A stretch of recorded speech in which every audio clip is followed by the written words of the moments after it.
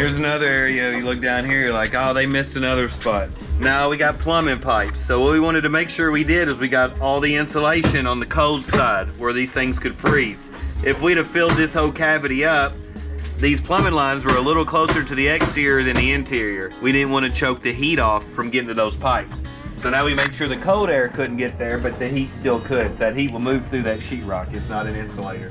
So now we know these pipes in the super cold winter time, the heat will get to them and keep them from freezing. If we'd have filled this whole cavity up, these had a potential to freeze if they're closer to the cold side than the hot side. So just little things like that, you pay attention to it, that's what's really gonna make a difference on a house. You'll never have frozen pipes.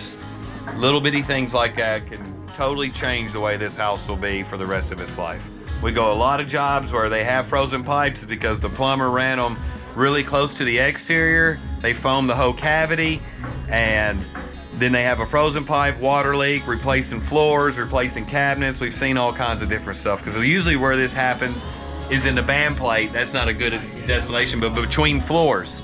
You know, they foam that up real thick. That water line going from downstairs to upstairs is close to that exterior. That freezes, and then now we're replacing sheetrock. We're replacing walls. They're having to replace the walls. Then the flooring gets wet, and if there's cabinetry in there, then they're replacing the cabinets. So just putting the insulation on the proper side, and sometimes not putting too much insulation, can keep those pipes from freezing. Okay.